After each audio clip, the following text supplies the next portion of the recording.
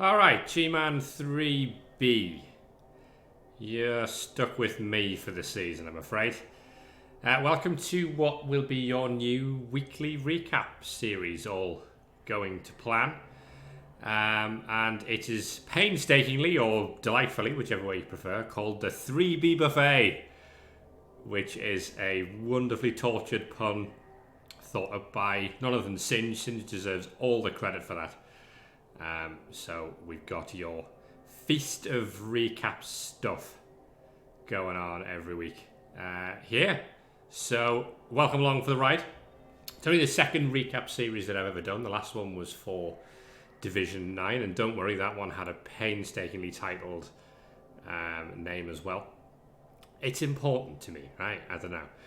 Anyway, so what have we got? Well, of course, we're in the third tier. Makes sense, being 3B. And we've got, it's an exciting time to be in Division 3 because for the first time ever, you guys have got 2 playoff tickets.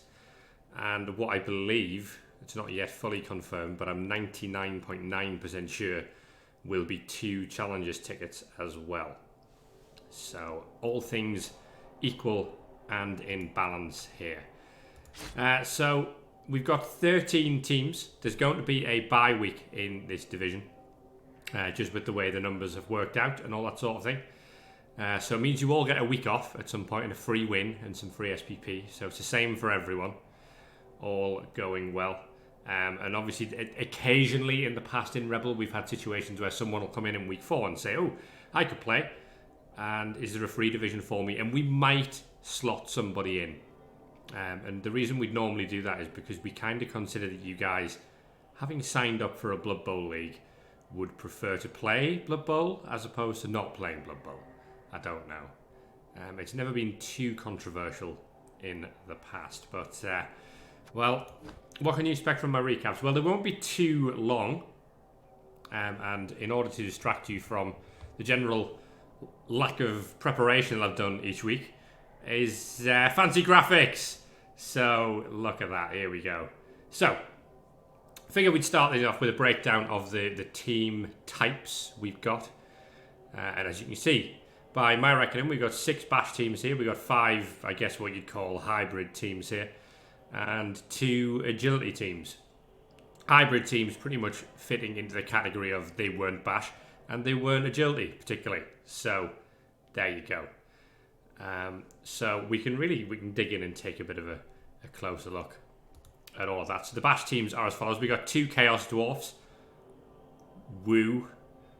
We've got 2 Orcs, which should be fun. We've got a Norse team who I have classed as bash because I don't really know what else they do if not try to murder everything before they get murdered themselves. And we've got a Nurgle team. Woo. I'm sure you're all delighted to see 2 Chorfs and a Nurgle team here. So that makes up almost half of the division in terms of bash. So bash is the most prevalent here. Amongst the hybrid teams, we have 5, and they're all different, which is fun. We've got a nice racial breakdown across the board here in 3B. It should be quite a fun season. So we've got Amazons, we've got Bretts, we've got Vampires, we've got Lizards, and we've got Necro as well. And the Necro not being classed as full bash because they're kind of not really. But still with the potential for fairly significant damage output. And when you see this Necro team, it's quite a thing. In terms of agility, we've just got the 2 elf teams in the Dark Elves and the Pro Elves. So no Woodies and no High Elves in this division. So we'll have to make do with just 1 lot of Dark Elves and just 1 lot of Pro Elves. But you know what? I'm sure we'll cope. And hopefully they won't all be splattered across the field. Maybe they will. I don't know. Maybe we want that. It very much depends on your point of view, doesn't it? So that was a quick overarching look at the styles of the teams. So what I think we can do now is we can probably have a quick look through the teams. I'm not going to spend forever doing this. What you'll not see from me is a situation where I start going, oh well, this Dark Elf team is the same as last week, but they've got one more player with dodge, and then we're going to talk for 5 minutes about why that's important. That's not going to happen. What you're going to see instead from this is this shall hopefully be quite short, quite snappy, and the idea being that we're going to build up the narrative of the division as we go, and we've got a little bit of a treat for you guys at the end of this as well. So the first team on the list here are the Elven Union of the Sit Down Boys. I mean, this is a hell of a place to start. 2010 Pro Elf team. And look at that thrower. Lord Fluoride. Agility 6, strong arm, dodge and safe throw. He's already got pass, of course, because he's a 2+ boy, isn't he? He's just going to 2+ that thing anyway he likes, really. He's probably at risk of being able to break the passing ruler limit. So good is that thrower. So yeah, expect him to never really progress beyond his own, well, I guess whatever the opposite of the 4-yard, would it be about the 20-yard line, whatever it is, towards your own end zone. We have a second thrower, which is interesting, just in case Lord Fluoride gets hurt. Jonathan Wetland's there is kick and dodge, so that's a thing. And the blitzers are nice, aren't they? So we've got both the blodge step. Strength 4 guard is lovely on Phoenix Supreme, and then tackle on the second of the two there with guard as well. The mighty blow comes from this catcher, so we've got a blodge step catcher with tackle. He is armor value 6, which makes him a little bit on the we've got to sort of use him like a scalpel. We've got to get in and we've got to get out with these hits. You don't want to get him caught up in a position where he can get hit, because he's about as strong as a halfling. Another catcher with the old wrestle leap combo and plus movement, which is nice. Another plus movement one with sidestep. So that's kind of your one-turn threat, and an extra bit of guard there as well. And then just a sort of pseudo rookie one, not quite a rookie, with dodge. And then the linemen aren't really doing much. We got a couple of movement busted ones who are line fodder, and a dodge one as well. That is the Sit Down Boys. Zunk is here, of course, co-star with Andy Davo. I'm sure you know the name. Probably the biggest name, quote unquote, if you like, in the division. Gorkacidal tendencies into what I think are their third or fourth season. Certainly one of the two. They are missing a couple of blitzers for the first game, but it's not. It's a slightly half-broken Orc team, isn't it? So both of these blitzers are just MNGs, I believe. Yeah, missed next game on that one. And Neil Sigons here is missed next game as well. We've got a couple of sore hands, bless them. But 2 Agi 4 blitzers gives the thrower something to throw the ball to. Strength 6 Black Orc, but armor 8. So Strength 6 is nice. Armor 8 is less nice if he does take a hit. And then we're having to build up a couple of rookies on them. So we've taken some damage on this team. And just the one lineman as well. So the team value perhaps belying. We're missing 260k, but it's not. It needs a bit of padding out, this Orc team. It is fair to say. Norse next on the menu. And Smargy Severa. I think I'd say. Oh, Lord. Pretty sure it's Polish. I'm not great at Polish. What we got? So, a missing Ulf in Churny Zmaj. Is it Zmaj? I'm going to go with Zmaj until Tico tells me otherwise. So that's an agility 1 Ulf now. A Yeti who hasn't rolled a double for block, but does have Mighty Blow guard. And Juggernaut, which is alright. Nice Berserker, very nice Berserker. Their strength 4 Pom tackle Juggernaut is really good. So Zlati Zmaj is one hell of a player. And then you've got a strength 4 blodge step one runner as well, who can be a bit of a pain. We are carrying a rookie Berserker on this team who we're trying to level up. Interesting lineman here who seems to have the job of ball carrier is Agi 4 armor 6 kickoff return fend, all sorts of weirdness. This probably should have been fired weeks ago, but has Dirty Player. Dirty Player and Guard's always a weird combo because you don't like fouling with Guard pieces, do you? But he's here anyway. Is the movement 5, agility, armor value 6 piece. If I get another Dirty Player, I'm probably firing him because he's quite expensive for what you're getting there. But there you go. 2 rerolls and a leader because we have a thrower on this team, which is a rarely seen thing on the old Norse team. So, not bad. Okay. Decent. The Greenhorns. Trainwreck, who I believe are they're a former play-ins team, certainly. I don't know if they ever made it to the playoffs when they got there. I can't remember off the top of my head. Old Shatterhoof and old Surehoof. So, I mean, this is alright, isn't it? We've got 3 Claw. 2 of them are Claw Mighty Blow, and this is the obvious, my favourite killer. And he's got the lot, hasn't he? He's got Block. Well, of course he's got Block. He's a Chaos Stuff. I wasn't aiming for Block. He's got Mighty Blow, Piling On, Claw. And he's got Jump Up, and he's got Juggernaut. And what else would you really want on that? Either Dauntless or Pro if he makes Legend, but other than that, he's pretty much bang on. He doesn't have Guard, the rest of them do. We have 1 Guard on the Bull Centaur, and we have designated Ball Carrier, if you like, who's Strength 4, which makes this a really good Chorf team. But again, I don't know if there seems to be a theme here of just running 2 rerolls, but we're trying to save a little bit of TV. 70k, which is actually a fair whack. We are running just a 2. So, I mean, with all that block and whatnot, you can get away with 2. That's for sure. We've got a Dirty Player as well for more damage output. That's a good Chorf team. Third Guardians, more Plevak. Lizards, as I'm sure you've spotted by this point.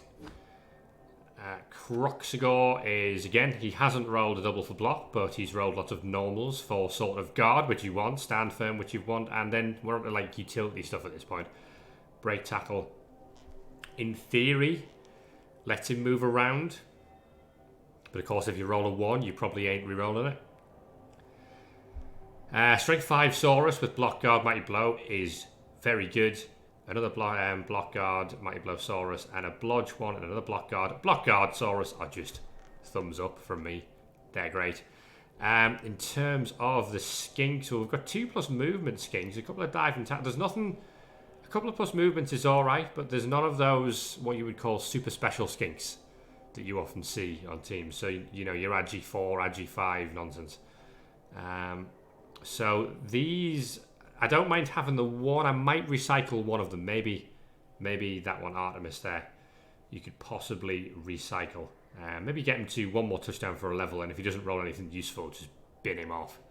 Because you've already got a movement 9 Skink there, and he's getting kind of bloaty for what he offers you at that point. The Happy Sons, Proudwing. It's our second Orc team, and it's in slightly better condition than Zunks. They've got a pseudo 5th Black Orc in Tip Top, which I like, because Strength 4 linemen are actually worth keeping around on Orc teams, because Orc teams with Strength are just good. Obviously, you need to roll a double to get him Guard, so we've got Tackle instead, and a Strength 4 Tackle option is always nice. And we've got, what else we got? So Block Guard, Block Guard, Block Guard, Block Mighty Blow. That's fair enough on the Black Orcs. That Mighty Blow one is 1 casualty away from probably taking Guard, you have to say. Docker is kind of the star man in terms of carrying the ball. We don't have a thrower on this team, which a lot of people will certainly agree with. The Orc thrower or the Orc walker, because he ain't quick, is he? Can do a lot of stuff. So this is a movement 7 ball carrier, which is great. So sure hands, tackle, guard, and he's kind of a jack of all trades.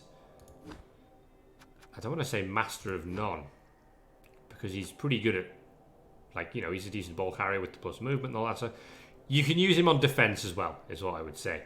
He's just useful in lots of situations, is Docker. So he's all right.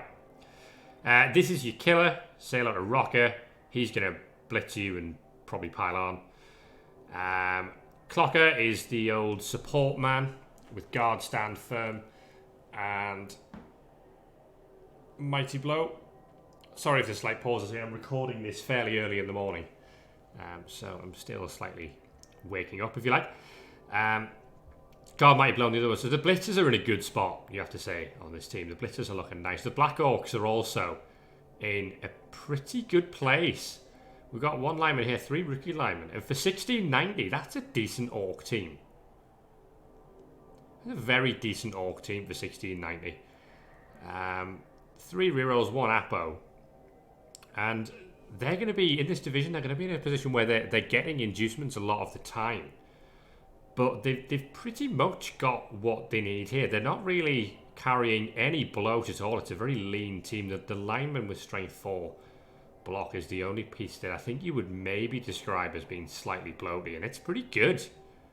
Strength 4 block tackle. So that's a good Orc team. But we'll see how they go this season. Amazons. 1930. Now, the thing I'm always checking with Amazons is, do they have a staff freak? Yeah. Yeah, they do. Yeah, they got 4 of them. And then 5 if you class a plus movement thrower as a staff freak. Jesus. That's a team. So that explains why they did quite well last season. So we've got Agi 4, an Agi 4 blitzer with Mighty Blow, tackle, guard, and stand firm. That's obviously the blodge firm you get with Amazons is really good. Agi 5 blitzer, which is just super duper. And then another one with Mighty Blow and guard. I'd like to see more stand firm on this team, actually. The strength 4 here is good as well, because obviously it's quite hard to knock down all these strength 4 and whatever blodge pieces. But maybe instead of this movement, for example, I'd like to see a stand firm on there, because strength 4 stand firm would have just been such a pain to deal with, especially on blitzers, which get natural strength access. Elsewhere, we've got a couple of catchers that are fine. I think a lot of the TV comes from these line women with skills as well. We've got a kicker and we've got a dirty player, and that's good because damage output is important for Amazons to try and keep pace. At the moment, they've got a lot of players as well, so a deep bench. And 150k in the back. What black magic is GMAN using to keep this lot alive? Wrestle, tackle, and wrestle as well. Look, if any Amazon team's got a chance, it's this one. It's a pretty good team. Necro next.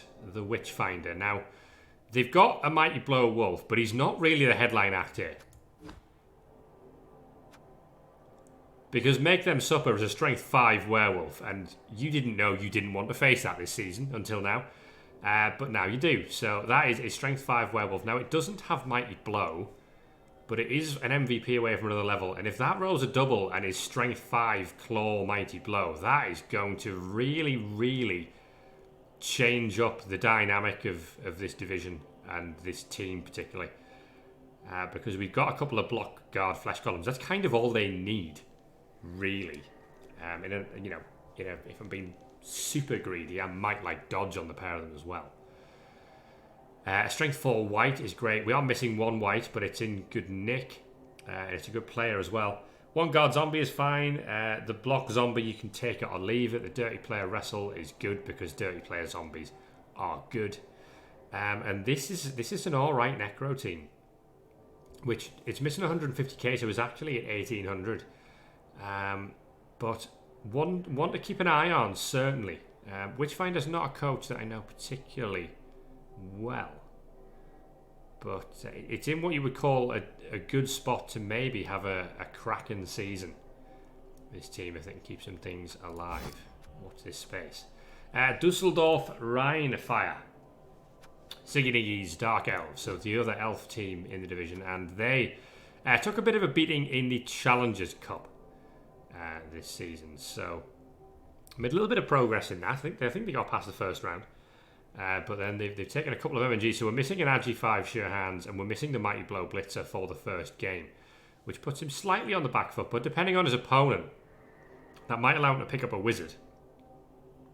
With a Wizard, you could do a little bit of harm with this team.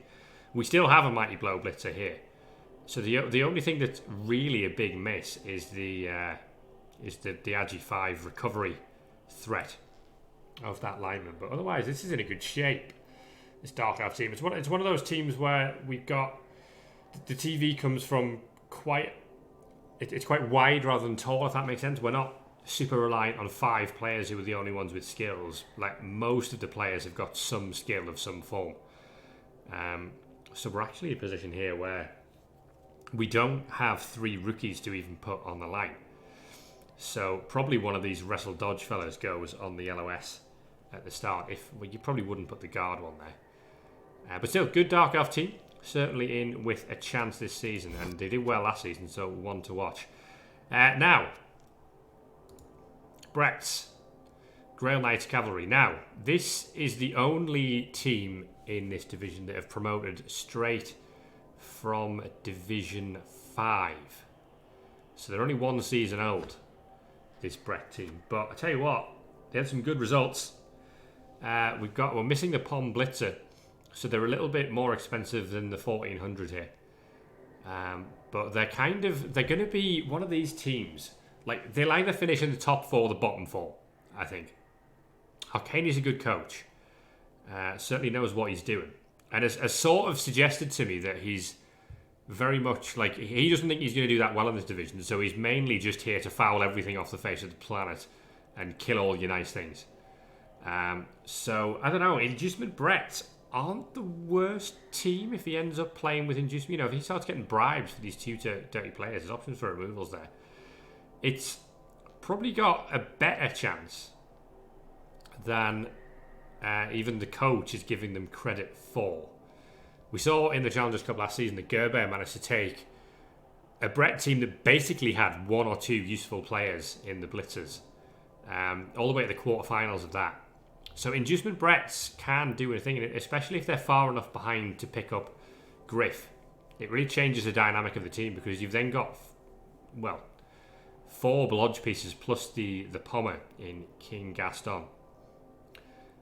And Griff can really make a difference. So, yeah, it's hard. It's very much, of all the teams, it's easy to say, oh, well, they'll finish towards the bottom. But I don't think it's as easy as that. I think if we can keep things alive, certainly. Brett are a weird team. And there's a few coaches who aren't used to dealing with them. Just because they can...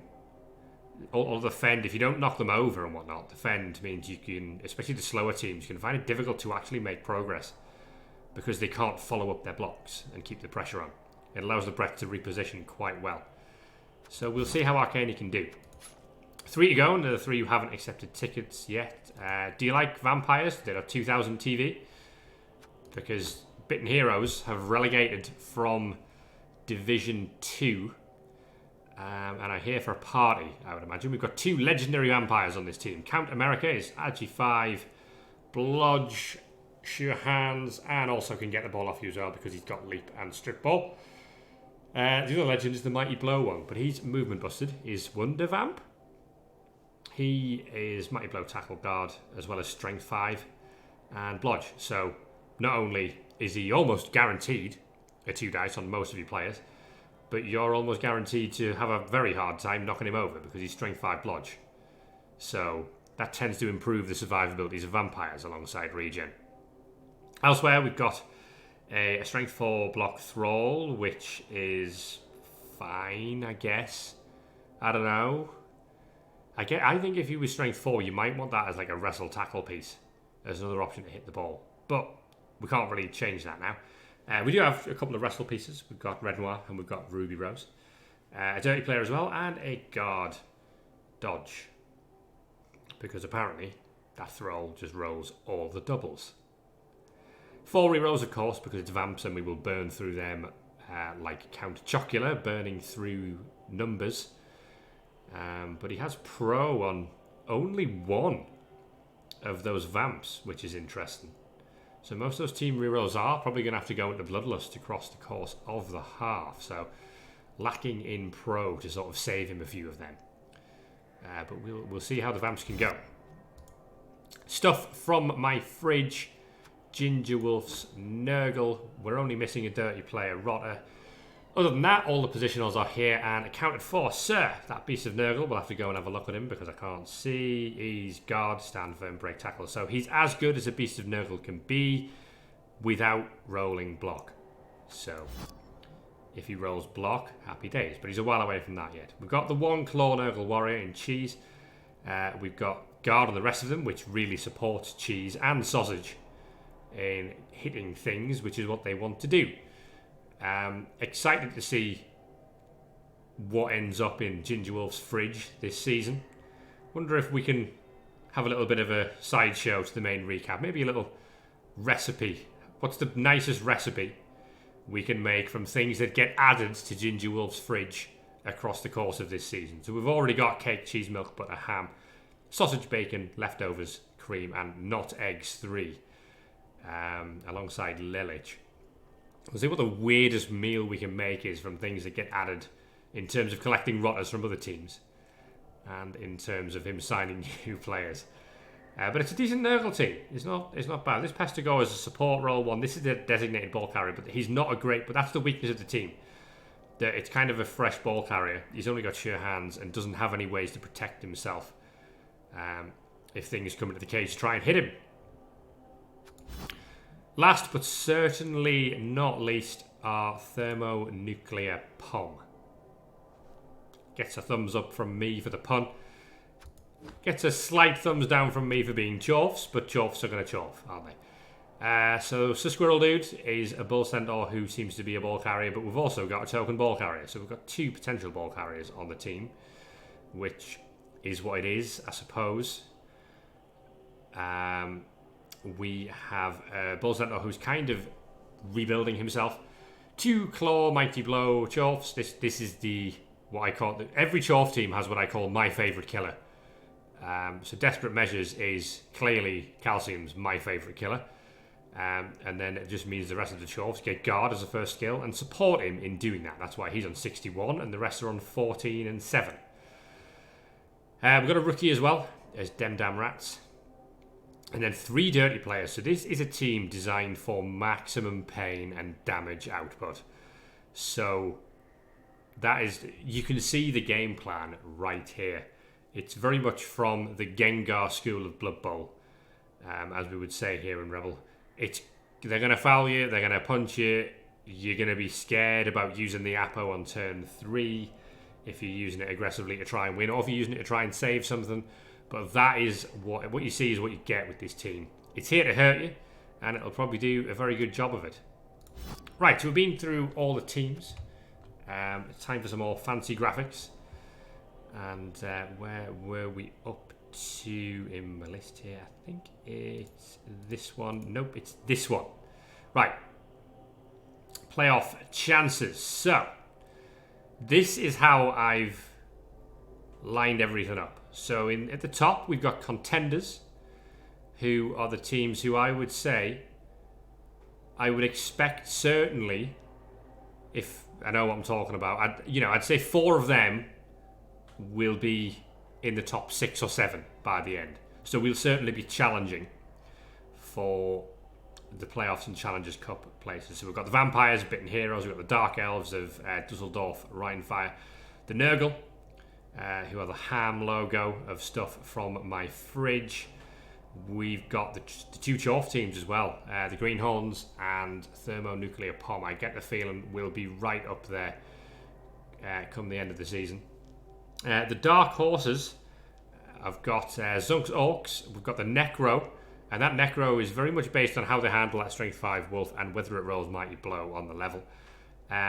The Pro Elves are in the Dark Horse section, despite being the highest TV team in the division. That's mainly because the results from previous seasons, I sort of had a look through to see whether maybe, since they've developed into such high TV, maybe they've had an upturn in how often they're winning, but it's still kind of 1 win here, a draw here. So I don't know if the consistency's there from that team to maybe make a run towards the top. But we'll see. I've got them in the Dark Horse section because if they get it right, they should be right up there. They've got a team they can lean on, certainly. The Lizards, because Lizards don't particularly need to be like super, super high TV to be able to have a chance. Those Saurus are in good nick, and if Morplevac plays well, he should certainly be in amongst the mix, but there'll be a few games that'll be quite scary for him. And the Amazons as well, mainly because I'd never put an Amazon as an automatic.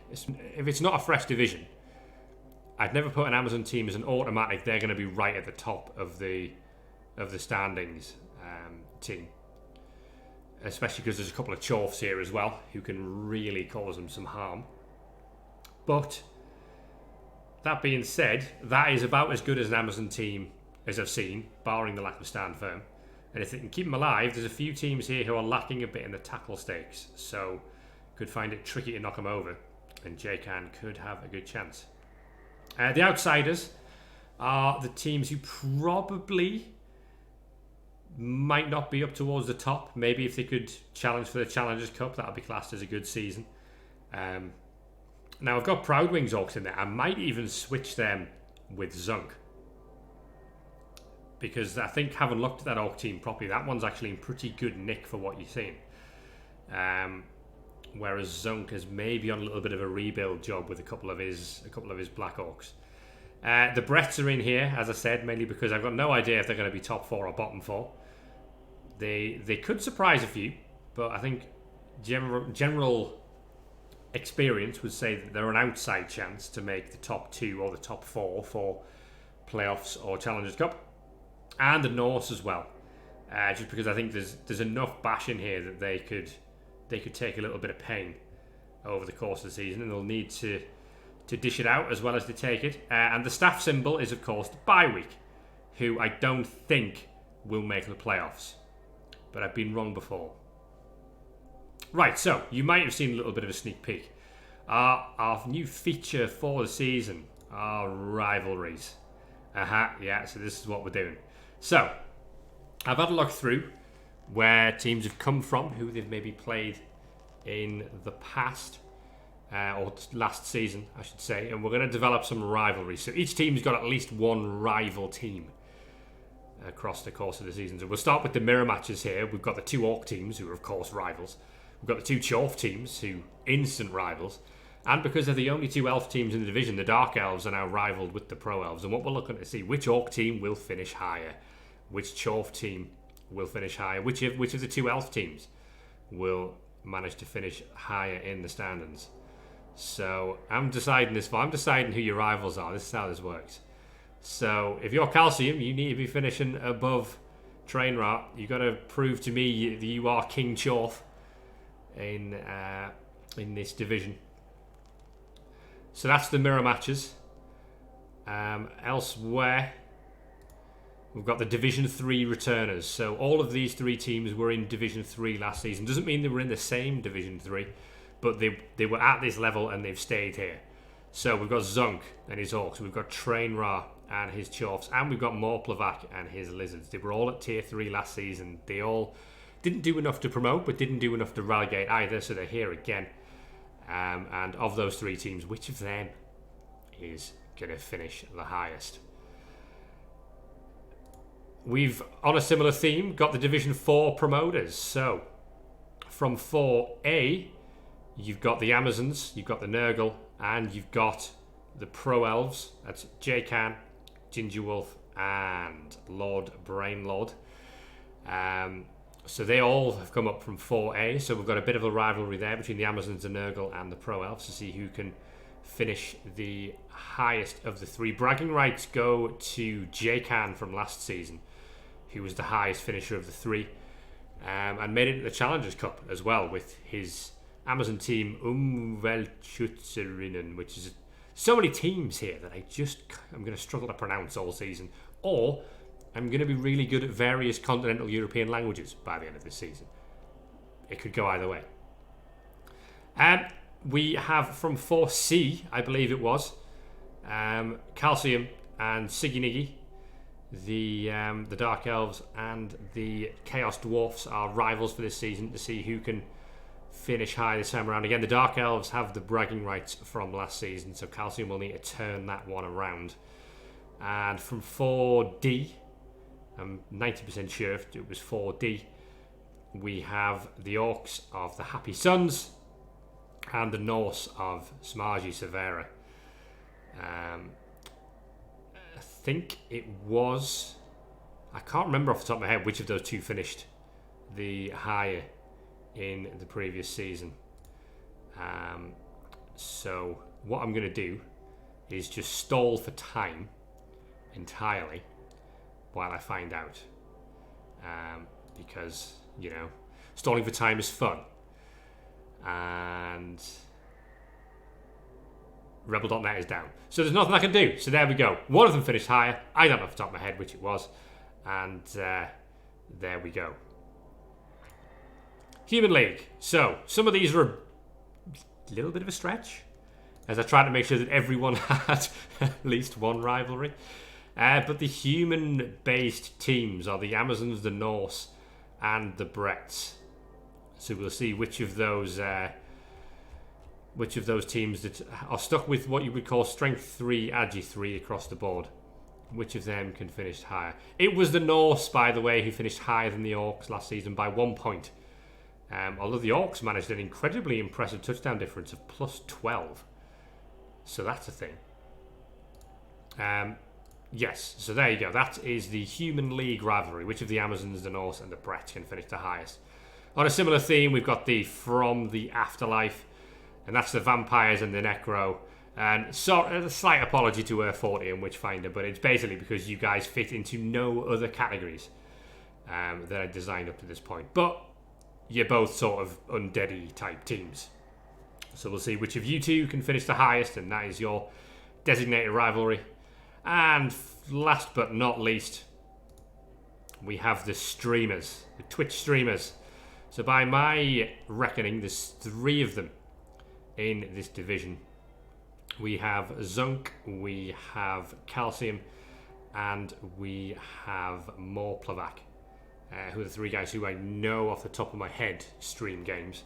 If there are any others, I do apologise. I can add you to this rivalry. And what we'll have as we go through, the general format of the recap will be have a look at the results. What we'll do is we'll talk about any key developments. It'll not be here are all the pieces that leveled this week, but it'll be here are the interesting pieces that leveled this week, and here are the interesting pieces that are injured ahead of next week. And similarly, we've got a look ahead to the next fixtures as well. And when we do that look ahead, we'll also have a look at where rivalry week might be, so we can see who comes out on top, and we'll track these rivalries and see who is looking like they're going to win them all.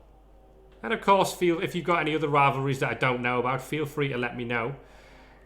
So if you've played against someone else in another league and you guys absolutely despise each other or love each other or anything in between, then do let me know, and I can see what I can do to get them added to this rivalry. But what I don't want is like one coach to have like 7 rivalries, because I think it defeats the bloody purpose, doesn't it?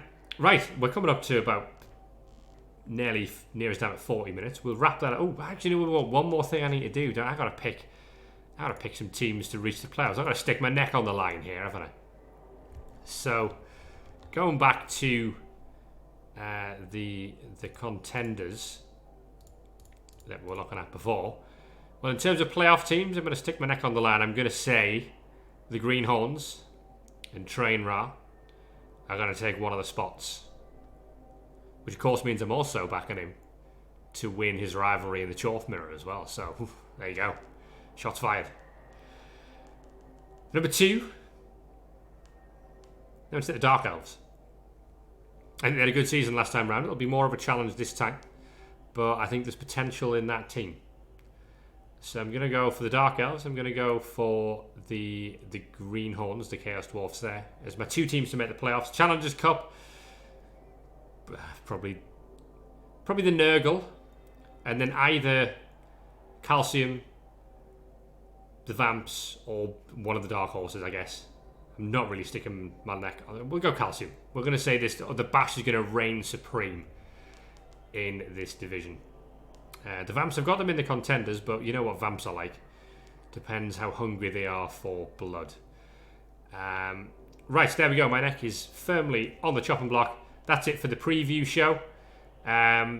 Hope I won't have a set day for when the recap goes out. The reason I'm doing this on my own is because my schedule's really quite all over the place.